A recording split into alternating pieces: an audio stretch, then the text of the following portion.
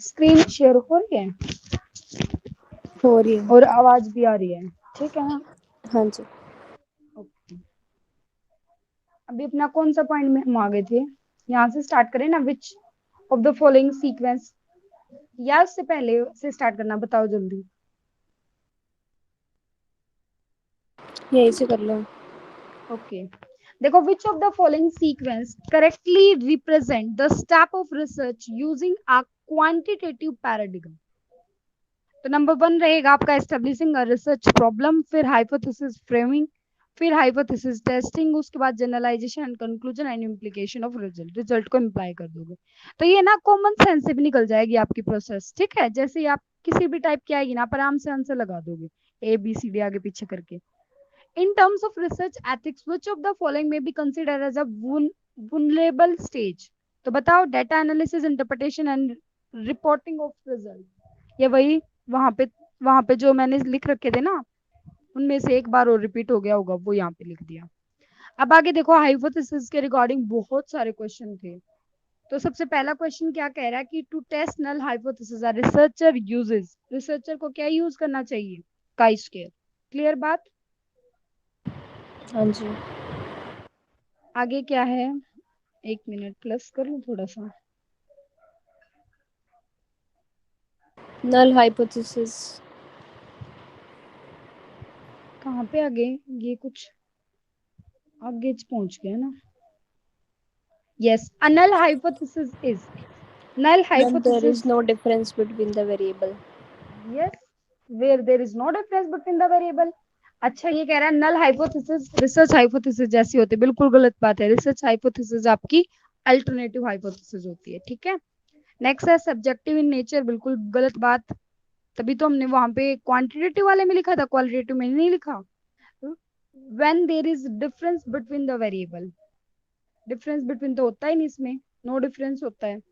आगे, in the process of conducting research formulation of a hypothesis is followed by, meaning hypothesis के बाद आपका next step क्या होता है? वो होता है आपका Data collection collection. Of data.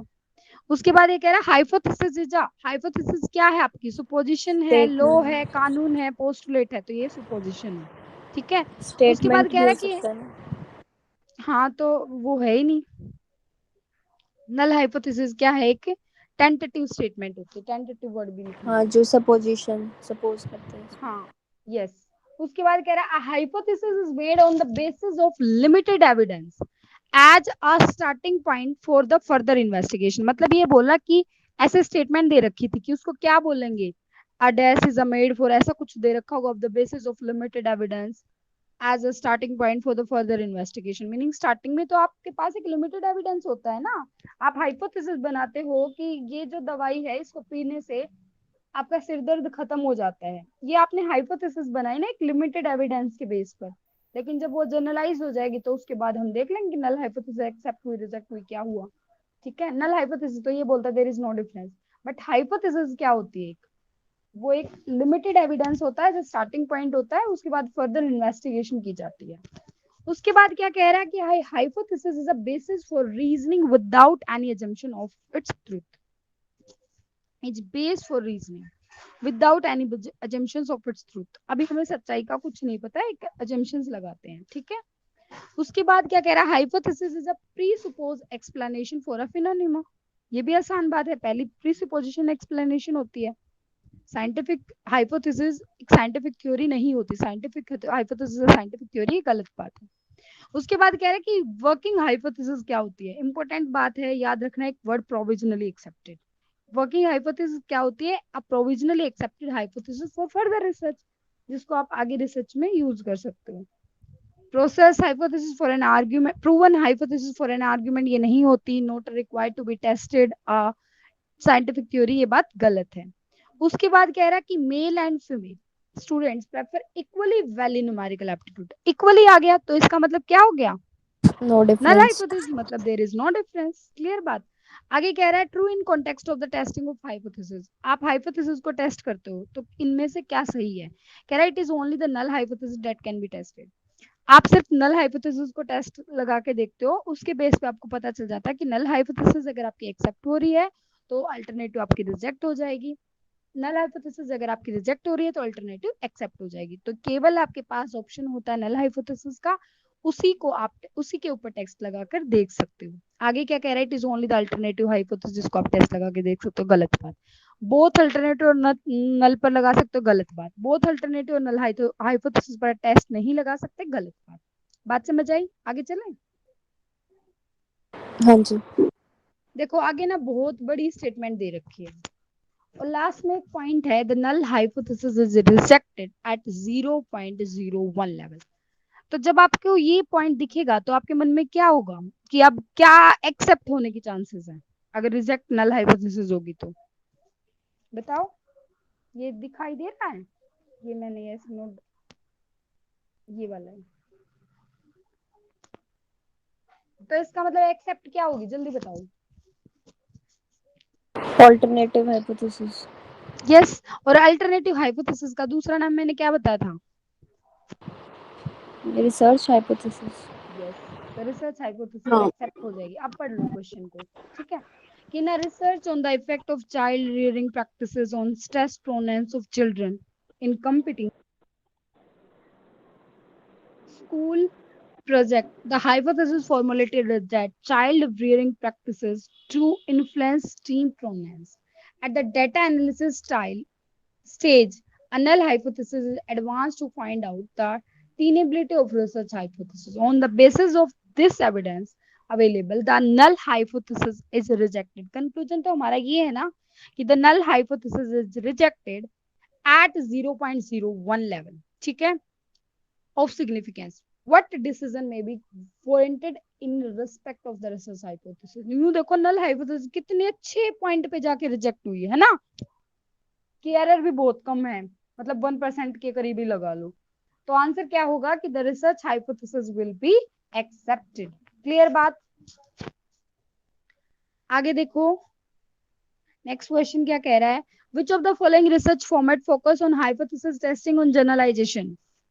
Generalisation की तरफ कौन सा फॉर्मेट फोकस करता है? Experimental and ex post factor.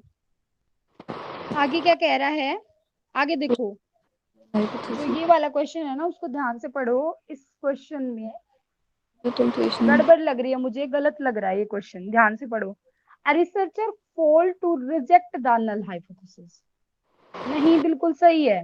मैंने जब पहली बार पढ़ा था ना, ये फॉल वर्ड नहीं पढ़ा, ध्यान से देखो कहीं तुम भी ये गलती कर दो। A researcher fall to reject है ना, इसका मतलब एक्सेप्ट कर रहा है, बात समझ रहे हो ना? और मैंने पता मन मन में क्या पढ़ा था जब मैंने पहली बार जब ये लिखे क्वेश्चन, कि मैं ही पढ़ूं कि ये तो रिजेक्ट हो रहा है नल हाइपोथेसिस, और रिजेक्ट हो रहा तो रिसर्च हाइपोथेसिस जो अल्टरनेटिव वाली है वो एक्सेप्ट होनी चाहिए। बट इसने क्या बोला, दोबारा पढ़ो। अ रिसर्चर, शिवानी आपकी आवाज नहीं आ रही, बोलना, दोबारा बोलो क्या बोल रहे हो। मैं कह रही हूँ फॉल्स टू रिजेक्ट, रिजेक्ट नहीं कर पाया। यस यस, इसलिए क्या ये रिजेक्ट नहीं होएगा तो क्या रिजेक्ट हो जाएगा? अल्टरनेटिव। और अल्टरनेटिव का दूसरा नाम क्या है? रिसर्च हाइपोथेसिस, ठीक है ना? कि researcher fall to reject the null hypothesis in his or her research, what implication will it carry for his or her principal research hypothesis? तो आंसर आएगा rejecting the research hypothesis। Clear बात, very good. आगे देखो, a hypothesis is a hypothesis क्या होती है? tentative statement providing explanation। Clear बात, हमें ये जरूर नहीं ascertain and establish findings part of the research question or strategy of evaluating data। आगे देखिए, a hypothesis should be conceptually, hypothesis कैसी होनी चाहिए? बिल्कुल सिंपल होनी चाहिए, क्लियर होनी चाहिए और स्पेसिफिक होनी चाहिए। आगे क्या कह रहा है, a tentative preposition with unknown, tentative word आगे आंसर क्या आएगा बताओ? Hypothesis, hypothesis. अब ये कह रहा है research hypothesis, a tentative preposition with unknown validity that specify relationship between two or more variable. अगर मान लो नल हाइपोथेसिस होते तो उसमें हम बोलते there is no relationship between two और मोर वेरिएबल, और ये कह रहा रिलेशनशिप है भाई, तो रिलेशनशिप है तो आंसर क्या आएगा? Research hypothesis. क्लियर बात? कोई भी डाउट है? आगे देखो, यूजिंग एन अप्रोप्रिएट, अब देखो आंसर बताना, using an appropriate parametric test in research project, the researcher find evidence to reject the null hypothesis. Error. आर आर, आर आर जहां पर होता है, कौन सा एरर होता है, टाइप पे बताओ।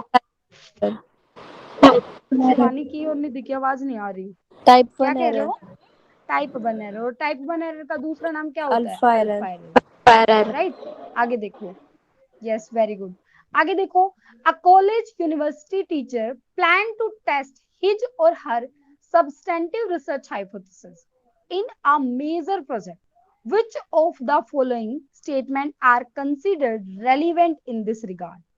तो क्या होगा, कह रहा substantive research hypothesis has to clearly specify the relationship among variable। एक मिनट, दोबारा से पढ़ो question. A college university teacher planned to test his or her substantive research hypothesis in a major project. Which of the following statement are considered relevant in this regard? और question में आया होगा कि इसके regarding irrelevant बताओ, तो answer आना था null hypothesis should be formulated beforehand. कि नल हाइपोथेसिस आपने पहले ही बना ली, ये बात गलत है और बाकी सारे ठीक हैं। अब देख लो, एक बार पढ़ लो क्या ठीक है,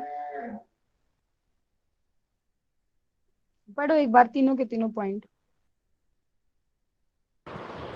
Substantive research hypothesis has to clearly specify the relationship among variables. हाँ हाँ Research hypothesis may be directed at finding out differential effects or relationship. ठीक है। The final decision on the research hypothesis may be reached indirectly by deciding the fate of the null hypothesis.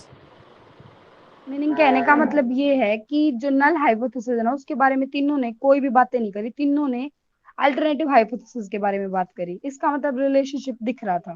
ठीक है, college university teacher plan to test his or her substantive research hypothesis in a major project, वो डालना चाहता था। तो main बात अब आप यही याद रखो कि जहां पर बात ही ऊपर रिसर्च हाइपोथेसिस की होगी, सब्सटेंटिव हो या कैसी भी हो, तो इसका मतलब नल हाइपोथेसिस की तो वहां पे कोई जगह है ही नहीं। तो null hypothesis should be formulated beforehand, ये बात गलत है। ठीक है, बस ये याद कर लो, या फिर एक बार दोबारा देख लेना इस क्वेश्चन को। उसके बाद आता है next question. A research scholar find through statistical analysis that the value of t is significant. What decision is warranted on the basis of this hypothesis? दोबारा देखो, क्वेश्चन बहुत आसान है, एक बार दोबारा देखो। A research scholar find through statistical analysis that the value of t is significant। अब मुझे ये बताओ, जब significant होता है तो वहां पर क्या होता है?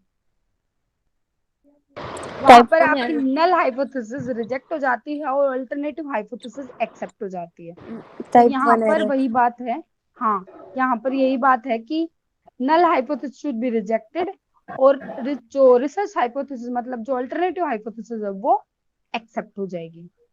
क्लियर बात। उसके बाद है नेक्स्ट, गलत बात क्या है? In research null hypothesis when rejected offer the scope for accepting the alternative और सब्सटेंटिव रिसर्च हाइपोथेसिस। अब मुझे एक बात और याद, तुम या एक बात और याद कर लो कि अल्टरनेटिव ही का दूसरा नाम था सब्सटेंटिव रिसर्च हाइपोथेसिस। बात समझ में आई? खाली अल्टरनेटिव आ जाए, खाली रिसर्च हाइपोथेसिस आ जाए या सब्सटेंटिव रिसर्च हाइपोथेसिस आ जाए, बात एक ही है। लेकिन बात क्या की इन्होंने? Offer the scope.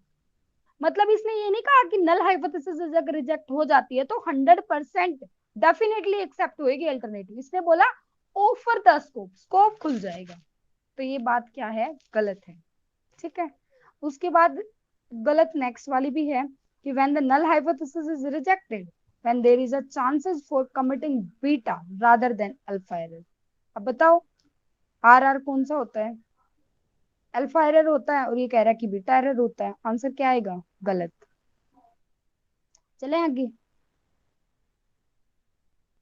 Same repeated question है, पढ़ना ये क्वेश्चन इन कंडक्टिंग वाला। In conducting an empirical study, a researcher employs a non-parametric test for data analysis and finds that statistic arrived at its significant at 0.05 level. What decision will be warranted thereafter? Yes, Rejecting उसमें the वहां null पर parametric hypothesis था and और इसमें accepting non the parametric. Yes, alternative answer वही होगा, hypothesis. Rejecting the null hypothesis and accepting the alternative hypothesis. Next क्या कह रहा है, identify the characteristics of a good research. Characteristics बताइए हाइपोथेसिस की। नंबर वन क्या है ये, एमिनेबल टू एम्पिरिकल वेरिफिकेशन। आप एम्पिरिकल वेरिफिकेशन कर सकते हो हाइपोथेसिस की, हाँ। Conceptual clarity in defining the variable, बिल्कुल सही बात है। उसके बाद है पॉसिबिलिटी है या क्या है ये, फ्लेजिबिलिटी, पॉसिबिलिटी मिलेगा, ये लिखो अजीब तरीके से रहा है, ऑफ रिलेशनशिप पोस्टुलेटेड, तो उसकी भी पॉसिबिलिटी हो सकती है। गलत क्या है, accessibility in terms of research, researchers resources, researcher के रिसोर्सेज के टर्म्स में एसेसिबल होती है, ये बात गलत है। Extent of extent of known क्या है ये, रीफिटेबिलिटी, पता नहीं क्या लिख रखा है, मेरे को समझ में नहीं आ रहा, तो उसमें एक्सटेंड,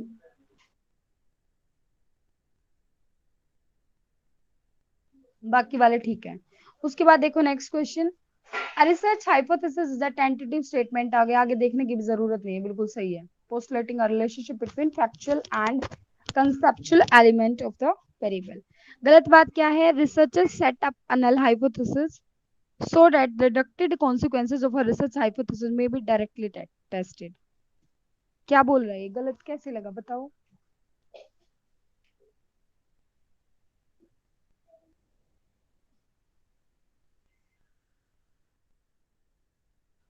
ये समझ आया गलत क्यों हुआ। A research set up a null hypothesis so that the deducted consequences, जो रिजल्ट हैं निकल कर आए हैं of research hypothesis, indirectly may test be होते हैं, डायरेक्टली डायरेक्टली नहीं। टेस्टेड। ये बोल रखा है कि इनडायरेक्टली नल टेस्टेड होते हाइपोथेसिस को हैं। इसलिए करते हैं कि ताकि रिसर्च हाइपोथेसिस को टेस्ट कर सके, जबकि नल को टेस्ट करते हैं और रिसर्च और हाइपोथेसिस तो ऑटोमेटिक इनडायरेक्टली अगर ये टेस्टेड हो नल जाता है। हाइपोथेसिस, हाँ हाँ वेरी गुड, क्योंकि नल हाइपोथेसिस को डायरेक्टली टेस्ट करते हैं हम, और ये जब रिजेक्ट होगी तो वो ऑटोमेटिक एक्सेप्ट हो जाती है रिसर्च हाइपोथेसिस, और ये कह रहा है मे बी डायरेक्टली टेस्टेड, तो ये बात गलत है। एक्सीलेंट। आगे देखो, when a particular statistics in a research situation is evidently declared to be significant, which of the following decision will be considered tenable। तो ये तो नॉर्मली सिग्निफिकेंट वर्ड आते हैं, null hypothesis reject, alternative hypothesis accepted, हर बार same ही answer आ रहा है ना। उसके बाद है, खत्म हो गए हाइपोथेसिस वाले, हाइपोथेसिस वाले टॉपिक में है कोई प्रॉब्लम, चले तो आगे। पता कैसे चला कि आर वाला ही एरर है? क्या हुआ, मतलब इस वाले क्वेश्चन में ऐसे कैसे पता चला कि ये टाइप 1 एरर ही है? कहाँ पे लिखा हुआ टाइप 1 एरर, मतलब वही सिचुएशन है ना फिर कि टाइप 1 एरर तो ये होता है शिवानी, टाइप 1 एरर थोड़ी ना होता है null hypothesis rejected, alternative hypothesis accepted, ये तो नॉर्मली जहां पर आपका सिग्निफिकेंट रिजल्ट सिग्निफिकेंट आता है ना लेवल वहां पे पर वो होता ही करते हैं है, हम। नल हाइपोथेसिस रिजेक्ट होती है और अल्टरनेटिव हाइपोथेसिस ऑटोमेटिक एक्सेप्ट हो जाती है, ये फैक्ट है। मतलब जब आप नॉर्मली क्वेश्चन सोल्व करोगे पेपर, जब न्यूमेरिकल स्टैटिस्टिक्स में आपने करे होंगे, उस टाइम पे नहीं किया था आपने कि अगर वो सिग्निफिक, अगर वो टेबल वैल्यू से उसका कम आता है तो क्या हो और जाती है हमारे, होता है। वो नल हाइपोथेसिस एक्सेप्ट हो जाता है, अल्टरनेटिव ऑटोमेटिक रिजेक्ट हो जाता है। बट अगर उससे हाँ, ज्यादा आ जाता है तो हमारा नल हाइपोथेसिस रिजेक्ट होता है, अल्टरनेटिव एक्सेप्ट होता है, वो वाली बात हो रही है यहाँ पे। अगर सिग्निफिकेंट आ जाता है तो आपने याद रखना कि नल हाइपोथेसिस रिजेक्ट होगा और अल्टरनेटिव एक्सेप्ट होगा। ठीक है दी। आगे देखो, research problem is feasible only when, feasible का मतलब रियल वाली है ना, रियलिटी में कब होगी, जब it has a utility and relevance. देखो हमने नॉर्मली अभी हमारे को सबने ये कहा कि तुम्हें रिसर्च प्रॉब्लम ढूंढनी है और फिर रिसर्च टॉपिक ढूंढो, फिर उसके ऊपर काम करो, फिर जब मीटिंग होएगी तो अपना प्रेजेंट करना है। अब हम क्या माने, मतलब रिसर्च प्रॉब्लम हमारे सामने कौन सी आए, फिजिबल कौन सी मानी जाएगी, तो सबसे पहली बात उसकी यूटिलिटी हो, ठीक है, वो satisfying power of a good नहीं होती, ऐसे ही मतलब उसकी कुछ यूटिलिटी हो, रेलिवेंट हो, वो रिसर्चेबल हो, रिसर्च करने योग्य हो वो प्रॉब्लम, ठीक है, it is new and something to knowledge, या तो कुछ या तो बिल्कुल नया ही हो या कुछ ऐड करे जो पहले वाली नॉलेज उसमें। तो अगर ऐसी प्रॉब्लम है तो वही फिजिबल होगी, अदरवाइज नहीं होगी। फिर ये लिखा हुआ है दोबारा से पेपर में रिपीट हो रखा, same to same question. Research problem बताइए फिजिबल कब होगी, तो वो जब रिसर्चेबल होगी, उसमें ऊपर नीचे कर दिया। It it is new and add something to knowledge, और it has a utility and relevance. बस देखो इन्होंने पॉइंट आगे पीछे कर दिया, otherwise same to same question repeat हो रखा था। और कहाँ पर फिजिबल नहीं होती, it consist of independent and dependent variable. Research problem अपने साथ डिपेंडेंट और इंडिपेंडेंट वेरिएबल को लेके नहीं घूमती, ठीक है। उसके बाद 78 वाला फिर इसी से रिलेटेड है, अगर ये आपने 78 में देखोगे ना जाके पीडीएफ में तो मिल जाएगा। यस, उसके बाद है हमने बिब्लियोग्राफी के रिगार्डिंग 2-3 क्वेश्चन आए हुए थे पेपर में, वो मैंने सारे लिख दिए यहीं पर। देखो बिब्लियोग्राफी इन रिसर्च रिपोर्ट क्या होती है, बिब्लियोग्राफी लास्ट में जो होता है ना References. मेंशन के होते हैं। यस यस, तो help those interested in future further research. जो फर्दर रिसर्च के लिए, मतलब जैसे मान लो हमें किसी भी टॉपिक पर रिसर्च करनी है, तो हम किसी टॉपिक को देखेंगे और उसकी बिब्लियोग्राफी को जाके पढ़ेंगे, और फिर वहां से हमें पता चल जाएगा इन रिसर्चर ने और भी ऐसे ही रिसर्च कर रखी है ना। तो help those interested in further research, clear बात। अब ये कह रहा है कि बिब्लियोग्राफी क्या नहीं शो करती, जो आप कह रहे हो नीचे वाली, जो हमें लगता है ऐसा, show vast knowledge of the researcher. Meaning मान लो मैंने 10 पेज भर दिए बिब्लियोग्राफी के, 10 पेज तो छोड़ो, मैंने बहुत सारे मतलब 2-3 पेज भर दिए, बहुत सारे नाम लिख दिए, तो उसमें ऐसे शो करेगा कि ओ मैंने तो बहुत पढ़ रखा है, बहुत ज्यादा पढ़ के और तब जाके मैंने रिसर्च करी है। तो क्या ये शो करेगा, show vast knowledge of the researcher. ये चीज होती है नॉर्मली हमारे मन की मानने वाली, पर ये रियलिटी नहीं होती, ठीक है। मतलब बुक्स के अकॉर्डिंग टू ये इनका कहीं स्कोप नहीं होता कि हम ऐसे लिख दें हाँ वास्ट नॉलेज शो करेगा। उसके बाद has no relevance to the research. ये कोई मतलब हुआ कि बिब्लियोग्राफी का कोई रेलिवेंस नहीं होता रिसर्च में, तो आंसर क्या रहेगा सही, help those interested in further research. उसके बाद कह रहा है इन फाइनलाइजिंग अ थीसिस। अब आपको फाइनलाइज करवानी अपनी थीसिस, आप डॉक्टरेट डिग्री लेने वाले हो। Writing format which of the following would form part of supplementary pages. Supplementary pages पे लिखी जाती है बिब्लियोग्राफी के पॉइंटर्स हमेशा, ठीक है। जो आपके मेन पेजेस होते हैं उनमें नहीं होती। उसके बाद कह रहा है कि bibliography given in a research report. Research report में बिब्लियोग्राफी होती है लास्ट में, वो क्या हेल्प करती है, वही क्वेश्चन है, help those interested in further research. देखो क्वेश्चन रिपीट होके आया है, लेकिन थोड़ा सा चेंज है ना। इसमें ये 2 पॉइंट है, शो वास्ट नॉलेज वाला गलत और नो रेलिवेंस वाला, इसमें गलत है। शो वास्ट नॉलेज वाला गलत, और the make the report authentic, report को ऑथेंटिक बनाती है, ये वाली गलत है। Is an optional part of the report, ठीक है। बात समझ में आई, बिल्कुल आसान आसान है ना। आगे आता है हमारा fundamental research reflect the ability to. क्या फंडामेंटल रिसर्च क्या होती है बताओ, इसके नेम मैंने याद करवाए थे। फंडामेंटल रिसर्च को 4 अलग नेम से जाना जाता है, बताओ बेसिक फटाफट। Basic research, basic pure yes theoretical. Pure, theoretical और fundamental, very good. Fundamental research, basic research, theoretical, pure और बेसिक, प्योर, फंडामेंटल, थ्योरेटिकल, ठीक है। थियोरेटिकल। हाँ, इसका मतलब क्या होता है, बेसिक रिसर्च मीनिंग जहां पर जो थ्योरेटिकल इन नेचर है कि आप नया प्रिंसिपल एक्सपाउंड करना चाहते हो, एक्सपाउंड न्यू प्रिंसिपल, ठीक है। उसके बाद गलत क्या है, synthesise new ideals, evaluate the existing material content research. Shivani आपके माइक से आवाज आ रही है। Study the existing literature regarding various topic. Existing वाली कोई बात नहीं होती, एक तरीके से नई थ्योरी का जन्म देना ही होता है, एक तरीके से फंडामेंटल।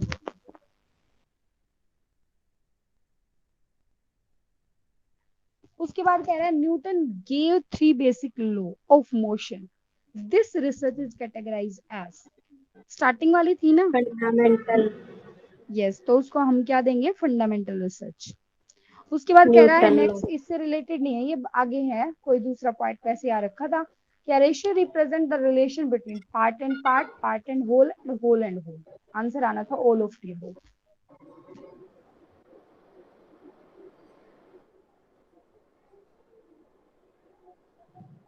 आगे आता है हमारा आंसर नेक्स्ट क्या था क्वेश्चन, इसका? All of the above. Ratio okay. Represent the relation between part and part के साथ रिलेशन, पार्ट एंड होल के साथ और होल एंड होल। उसके बाद नेक्स्ट क्वेश्चन है कि the population information, the population बहुत आसान है, ये आपने स्टैटिस्टिक्स में बहुत पढ़ा होगा।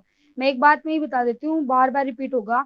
सैंपल का स्टेट बोलते हैं और पॉपुलेशन का पॉपुलेशन पैरामीटर को बोलते हैं। पैरामीटर में लाई करते ठीक हैं। है, अभी यही बात होगा। हाँ, the population information is called parameter while the corresponding sample information is known as statistics. Clear बात? स्टेटस। आगे क्या कह रहा है कि generalise conclusion on the basis of a sample is technically known as statistical influence. Clear बात? उसके बाद ये कह रहा है statistical measure based upon the entire population is called parameter while measure based upon a sample is known as statistics. Bar bar repeat होएगा same to same question. फिर next question कह रहा है कि the importance of the correlation coefficient lie in the fact that, correlation coefficient की importance कहां पर लाई करते हैं? नंबर 1 कह रहा है it allow one of the determine the degree और strength of the association between two variable. पता है ना कोरिलेशन का मतलब ही क्या होता है? Association between two variable, that's it. Association between. उसके बाद ने यस, उसके बाद कह रहा है which correlation coefficient best explain the relationship between creativity and intelligence. तो कौन सा पॉइंट पर ये अच्छी एक्सप्लेन होगी? तो 1.00 आंसर आएगा, बस ये इतना याद रखो। उसके बाद कह रहा है which of the following method serve to measure correlation between two variable. तो आंसर आएगा कोफिशिएंट ऑफ रैंक कोरिलेशन। और वैसे भी अगर ध्यान से देखो तो कोरिलेशन की बात हो रही है और कोरिलेशन में इन चार ऑप्शन में से यही आंसर है कोरिलेशन वाला, है ना? तो आंसर आ जाएगा कोफिशिएंट ऑफ रैंक स्कैटर कौन से कोरिलेशन। होता है? स्कैटर भी तो शायद ऐसे ही होता है। प्लॉटिंग नहीं स्कैटर होती है डायग्राम भी होता है। वो बिंदु बिंदु बिंदु बिंदु बिंदु उस हाँ। टाइप का। और फ्रीक्वेंसी डिस्ट्रीब्यूशन वही हो गया 10 to 20 ऐसा करके, वो उसमें फ्रीक्वेंसी में टू वे टेबल अनोवा का हो बट गया। ये भी तो मेथड्स ही है इसके, किसके? स्कैटर का, कोरिलेशन का ही। हाँ है तो ये भी, पर ये ग्राफ मेथड में आ गया Shivani. Which of the following method serve to measure correlation between two variable. तो स्कैटर में वैसे बात तो है कोफिशिएंट ऑफ रैंक कोरिलेशन। वैसे सोचने वाली तो बात है, कोई नहीं सोचो, अगर पता चले तो नीचे लिख लेना। ठीक है, एक बार देखो, नहीं तो फिर इसको देखते हैं डिफरेंस क्या। Which of the following method serve to measure correlation between two variable. Scatter diagram चलो एक बार मैं देख के ही बताऊंगी, अभी फिर इसमें रिकॉर्ड हो रहा है ना। उसके आगे चलो, एक्सप्लेनेटरी रिसर्च क्या होती है? एक्सप्लेनेटरी रिसर्च लर्न कर लो। Explanatory research the study of why does stressful result in heart attack can be classified as explanatory research. Meaning अगर हम स्ट्रेस में रहते हैं तो उसका रिजल्ट होता है heart attack. Meaning heart attack mostly stressful इंसानों को आता है। तो ये स्टडी जहाँ पे की, the study of why does stressful results in heart attack, इसको हम बोलेंगे एक्सप्लेनेटरी रिसर्च। ठीक है, बस एक ही क्वेश्चन था एक्सप्लेनेटरी रिसर्च के रिगार्डिंग, रिपीट होएगा तो ऐसा ही कुछ होएगा। स्ट्रेटिफाइड सैंपलिंग बताना क्या होती है? पॉपुलेशन बताओ कैसे होती है, होमोजीनियस या हेट्रोजीनियस?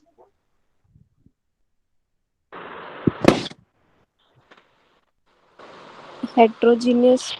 यस, स्ट्रेटिफाइड सैंपलिंग में क्या होता है, हमारी पॉपुलेशन जो होती है वो हेट्रोजीनियस होती है और हेट्रोजीनियस पॉपुलेशन में से होमोजीनियस बेस पर हम स्ट्रेटा बनाते हैं और फिर रैंडमली हम सेलेक्ट करते हैं, है ना? इसीलिए स्ट्रेटिफाइड सैंपलिंग का दूसरा नाम क्या हो जाता है? इसको हम दूसरा नॉन नाम नहीं बोल प्रोबेबिलिटी। सकते, वैसे नहीं, प्रोबेबिलिटी ही है शिवानी, ये प्रोबेबिलिटी है लेकिन रिस्ट्रिक्टेड है, कि इसमें रिस्ट्रिक्शन लगी हुई है। हाँ। पहले पॉपुलेशन जो हेट्रोजीनियस है और आप होमोजीनिटी के बेस पे ग्रुप बना रहे हो, ठीक है, इसलिए इसको रिस्ट्रिक्टेड प्रोबेबिलिटी के नाम से जानते हैं। अब ये क्या कह रहा है, when a researcher problem is related to heterogeneous population the most suitable sampling method is stratified sampling, that's it. आगे क्या कह रहा है, identifying sampling procedure in which unit are choose giving an equal and independent chance. बताइए, equal and independent chance इन सारों में से किसको मिलते हैं? जो कि प्रोबेबिलिटी वाले हैं, है ना? हाँ। तो कोटा वाले को नहीं मिलेंगे, स्ट्रेटिफाइड रैंडम डायमेंशनल को नहीं सिस्टमैटिक। मिलेंगे, और मिलेंगे किसको, स्ट्रेटिफाइड को, रैंडम को और सिस्टमैटिक को। क्लियर बात। इतने ज्यादा रिपीट हो रखे हैं ना ये क्वेश्चन, आखिर में मैंने लिखना छोड़ दिया कि ये तो कॉमन सेंस वाले क्वेश्चन अपने आप आते मिलेंगे। इतनी बार रिपीट हो रहा था ना, हर बार, मतलब जितने सेट के मैंने क्वेश्चन लिखे ना, हर बार यहाँ से क्वेश्चन जरूर आया सैम्पलिंग वाले टॉपिक में से। इसको बिल्कुल अच्छे से समझ लो, अगर नहीं आता तो मैं दोबारा करा दूंगी, ठीक है। उसके बाद है, in which of the following sampling method unit comparison its constituents are group taken in act rather than individually. देखो ग्रुप वर्ड आ जाए ना तो आंख बंद करके क्लस्टर डाल देना। ऐसे क्लस्टर का क्या होता है कि आपके पास पॉपुलेशन होमोजीनियस होती है, और मतलब हम कह सके हैं कि विद इन और बिटवीन की अगर हम बात करें तो with in the group heterogeneity होती है, बिटवीन द ग्रुप होमोजेनिटी होती है, उसी को क्लस्टर सैम्पलिंग बोलते हैं ना। बट अगर आपको ग्रुप वर्ड मिल केले जाता का है गुच्छा तो याद आंसर क्या आएगा आपका? ग्रुप में हाँ, खरीदते हम, एक क्लस्टर। एक केला तो खरीदते नहीं। हाँ, केले का गुच्छा हमेशा याद रखना, ये बेस्ट एग्जांपल होता है केले का गुच्छा। देखते ही पता चल जाएगा कि केले के गुच्छे के अंदर जो होते हैं वो हेट्रोजेनिटी होती है, और दोनों केले के गुच्छों को देखेंगे तो सेम सेम लगेंगे, ठीक है। Yes, very good. आगे है हमारा स्ट्रेटिफाइड सैम्पलिंग। स्ट्रेटिफाइड सैम्पलिंग, अब जो ये पॉइंट है ना, इनको भी अच्छे से समझ लो, क्योंकि जैसे मतलब सिस्टमैटिक में जो दे रखा ना वो हर बार यही रिपीट होगा, सेम टू सेम, जितनी बार भी रिपीट होएगा क्वेश्चन। स्ट्रेटिफाइड सैम्पलिंग क्या कह रहा है? Every unit has a independent and equal chance of being picked up. Yes, equal chance होता है। क्लस्टर सैम्पलिंग में क्या होता है? ग्रुप बन जाता है। सिस्टमैटिक सैम्पलिंग में ये जो डेफिनेशन दे रखी है सिस्टमैटिक की, हर बार यही आएगी। वैसे बताऊं सिस्टमैटिक सैम्पलिंग पता है या बताऊं कि क्या होता है? शिवानी आप बताओ, निधि को तो पता होगा, पता है सिस्टमैटिक सैम्पलिंग? हाँ, इसमें विद रिस्ट्रिक्शन वाली होती है ना, इसमें ग्रुप बना दिए जाते हैं, जैसे 1 to 10, 10 to 20। हाँ अगर हाँ उसमें हाँ, से पहले में से सिस्टमैटिक तरीके 5 से। उठाया तो नेक्स्ट में से 15 ही उठाएंगे। हाँ, वेरी गुड। मतलब कि पहला रैंडम पहले होता है, वाले में फिर से रैंडमली रिस्ट्रिक्शन सिलेक्शन और लगी फिर उसके उसके बाद। बाद। हाँ, पर वो निकाला कैसे हमने, मतलब कि कितने सैंपल निकालेंगे? वो फॉर्मूला क्या होता है कि हमने सैंपल कितना निकालना है, हमारे पास टोटल पॉपुलेशन कितनी है उसके डिवाइड बाय करेंगे। मतलब 100 की पॉपुलेशन है, 10 सैंपल निकालने हैं तो 100/10 करके इसका मतलब 10 सैंपल निकल जाएंगे, right. The member are selected by the interval obtain by large and divided by small n. N मतलब एग्रीगेट, और ये छोटे वाला एन जो है वो डिजाइड, सब नंबर एग्रीगेट, ऑफ। ठीक है। तो ये यही आएगा, बस आपको सिस्टमैटिक आंख बंद करके लगाना है। और अगर ऐसा ही आ जाए, सीरीज से चलती हुई आ जाए सिस्टमैटिक तरीके से, तो तब भी उसका आंसर सिस्टमैटिक आएगा। उसके बाद आता है, देखो ये प्रोबेबिलिटी सैम्पलिंग, नॉन प्रोबेबिलिटी, कौन से प्रोबेबिलिटी कौन से नॉन प्रोबेबिलिटी, इतनी बार क्वेश्चन रिपीट हो रखा है ये। फिर मैंने सारे वाले इकट्ठे लिख दिए, पर जो बार बार आ रहे थे वो मैंने लिखे ही नहीं, ठीक है। बस ये देख लो प्रोबेबिलिटी में कौन से आएंगे, क्लस्टर आएगा, सिस्टमैटिक आएगा, स्ट्रेटिफाइड आएगा, सिंपल आएगा, सिंपल रैंडम, या स्ट्रेटिफाइड सैम्पलिंग, ये दोबारा लिखा गया। नॉन प्रोबेबिलिटी में कोटा आएगा, कन्वीनियंस आएगा, जजमेंटल आएगा, परपजीव आ गया, डायमेंशनल आएगा, स्नोबॉल आएगा। डायमेंशनल याद रखना, आगे डेफिनेशन आएगी वो भी मैं याद करा दूंगी, ठीक है। डायमेंशनल आपका नॉन प्रोबेबिलिटी है, याद रखना। उसके बाद ये कह रहा है प्रिंसिपल एप्लीकेबल टू सैम्पलिंग। जब भी आप सैम्पलिंग की प्रोसेस करते हो कि मतलब आपको पॉपुलेशन में से सैंपल ड्रॉ करना है, उसी को सैम्पलिंग बोलेंगे। तो कौन कौन से प्रिंसिपल्स आपको ध्यान में रखने होते हैं? Number 1, sample unit must be clearly defined. सबसे पहले तो आप सैंपल यूनिट अच्छे से डिफाइन करो। दूसरे नंबर पे, sample unit of sample should be use through out the study. आपको अपना जो सैंपल निकालना है वो पूरी स्टडी में से निकालना है। तीसरे नंबर पर, sample unit must be chosen in a systematic and objective manner. जो सैंपल यूनिट है उसको चूज करोगे आप सिस्टमैटिक और ऑब्जेक्टिव मैनर में। ध्यान यहाँ पे रखो शिवानी। अच्छा निधि, हाँ जी। अच्छा तभी तो मेरा ध्यान एकदम से इधर उधर हो गया, अभी अभी कट लेफ्ट हो हुआ गया, था। क्या हो गया? अच्छा अच्छा, वैसे कोई नहीं, वापस आ जाएगी। देखो प्रिंसिपल एप्लीकेबल टू सैम्पलिंग में क्या है, सबसे पहला पॉइंट दोबारा से मैं बता रही हूँ। Sample unit must be clearly define होनी चाहिए through out the study. Sample choose करो, ठीक है, और एक सिस्टमैटिक और ऑब्जेक्टिव मैनर में करो, बायसनेस मत लेके आओ, राइट। निधि दोबारा बताऊं क्या?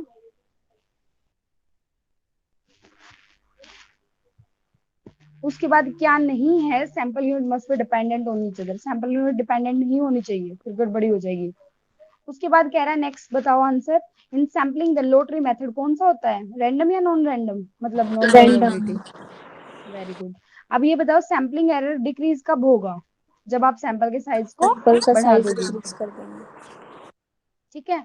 उसके बाद नॉर्मल से है, उसके बाद आता हमारा सैम्पलिंग केसेस में। सैम्पलिंग केसेस का मतलब क्या होता है, sampling of people, newspaper, television programme etcetera, ठीक है। क्या नहीं होता, sampling using a sampling frame, ये नहीं होता। Identifying people who are suitable for research, ये नहीं होता। और literally the researchers brief case, ये भी नहीं होता। सैम्पलिंग केस का मतलब होता है sampling of people, newspaper, television programme etcetera, ठीक है। उसके बाद ये है a fish bowl draw is a method of drawing and random sampling, क्योंकि यहाँ पर आपने कोई भी अलग से दिखाई नहीं दे रहा कि आपने कुछ बायसनेस करी है, ठीक है। उसके बाद कह रहा है snowball, snowball sampling is a process of selecting a sample using network, रट लेना इस बात को। स्नोबॉल सैम्पलिंग का दूसरा नाम भी एक तरीके से नेटवर्क ही होता है, क्योंकि इसमें आप नेटवर्क बनाते हो, पता है ना कैसे, जय हो फिल्म याद रखना, एक से तीन के पास, तीन की तीन वाले मदद अलग करो, अलग तीन तीन तीन की के फिर पास। तीन की फिर वो हाँ तीन। हाँ, ऐसे नेटवर्क बनता जाएगा, ठीक है। उसके बाद फिर ये क्वेश्चन है डेफिनेशन की टाइप है, और इसमें जो डायमेंशनल सैम्पलिंग है उसकी आपको याद करनी है, बाकी आपको आती है। जैसे सिंपल रैंडम सैम्पलिंग क्या होता है, each unit is given an equal independent chance of being picked up, right. अब सिस्टमैटिक सैम्पलिंग क्या होती है, द केट इंटरवल बताया था ना मैंने, इज ऑब्टेन हाँ by G, N by formula. N, है ना, वही सेम टू सेम, बिल्कुल सेम है।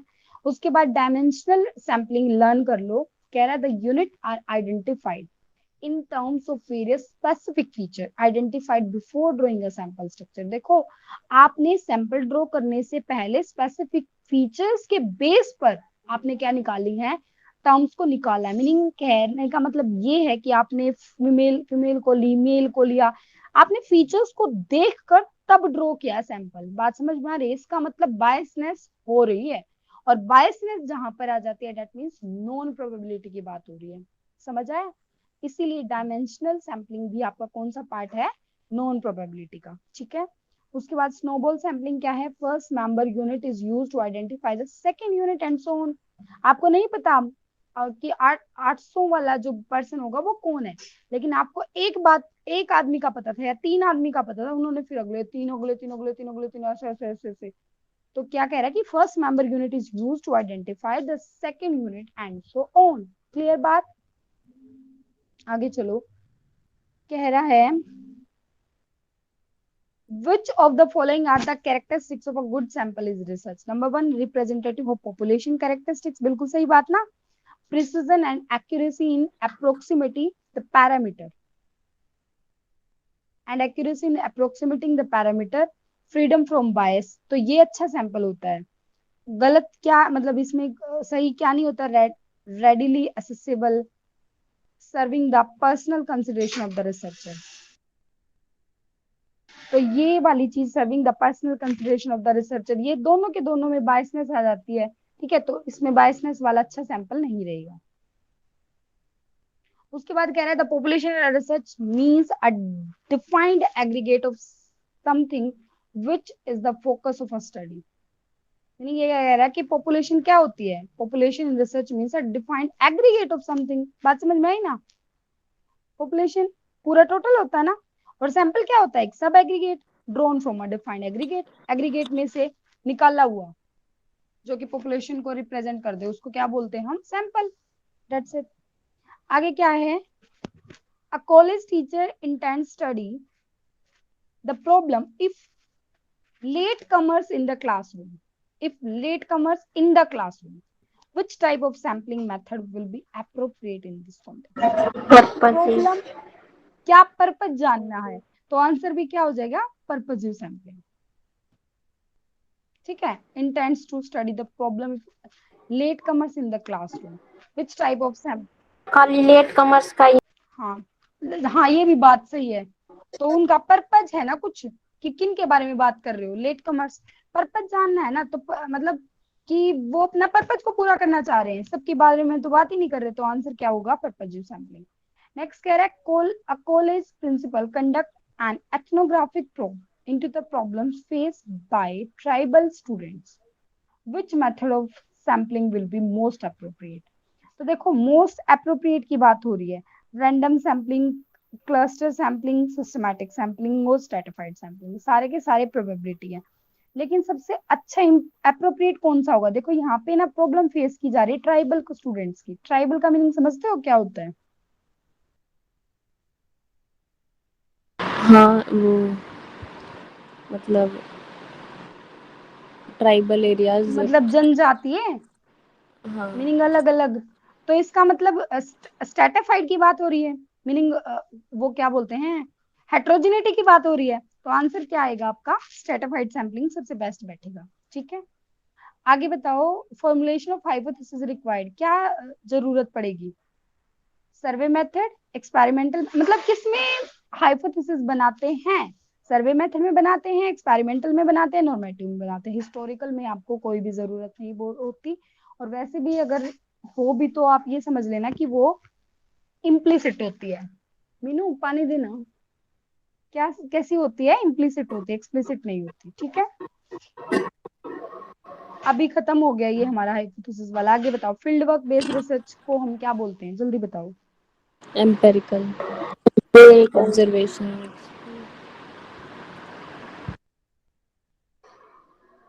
जी एक बार दोबारा कर लो रिकॉर्ड। ओके शिवानी, करती हूँ ऑफ।